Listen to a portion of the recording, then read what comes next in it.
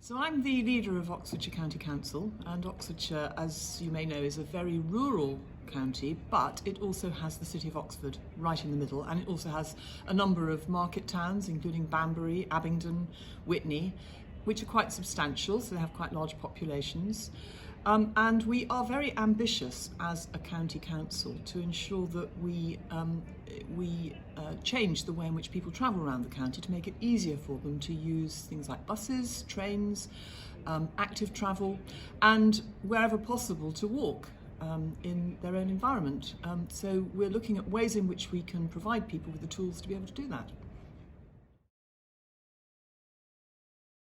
Well, the vision at the end of the day is to reach net zero by 2045. That's what we're ambitious to do, and we're already making headway with that, particularly in the central part of the county. We've got a new travel plan for the whole of that area, but we've also recently, as a cabinet, agreed to go ahead with traffic filters, at least on an experimental basis, in the city of Oxford, and those will prioritise buses.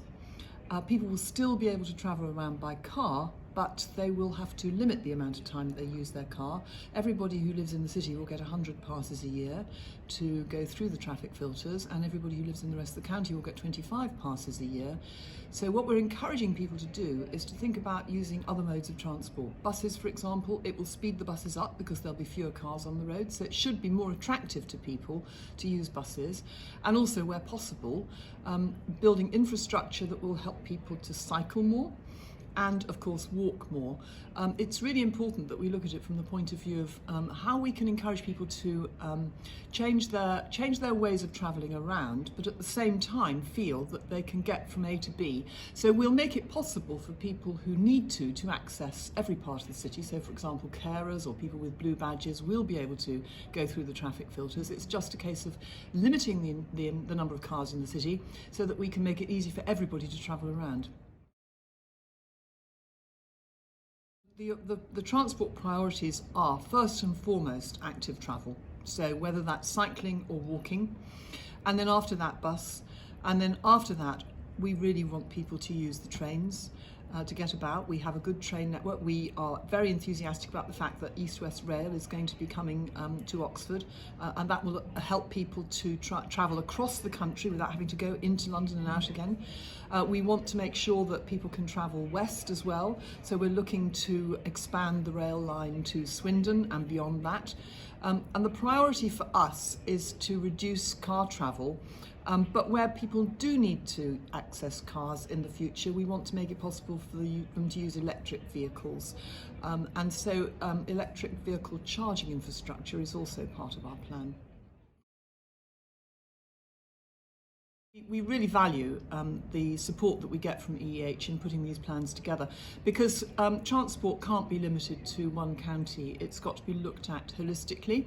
So being able to take advantage of EEH's support in planning our infrastructure that will go beyond the county and will connect Oxford to Cambridge via places like Milton Keynes, is really, really important from the point of view of developing the economy of those areas, that we have the right transport connections.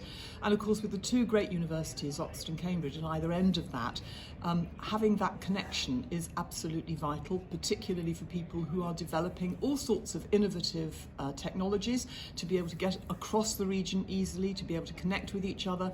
And it's not just about travel, it's also about digital connectivity, which is going to be really important for the future. So I'm very enthusiastic about what EEH is doing, and very much signed up to working together to make sure that we get the right infrastructure in place over the future. Oh, my Christmas wish would be to make sure that we get all the money we need to develop the rail line between Oxford and Cambridge. The East West Rail, to me, is absolutely fundamental. So that's my Christmas wish, that DfT actually sign on the dotted line when it comes to East West Rail, and that it's all going to be electrified.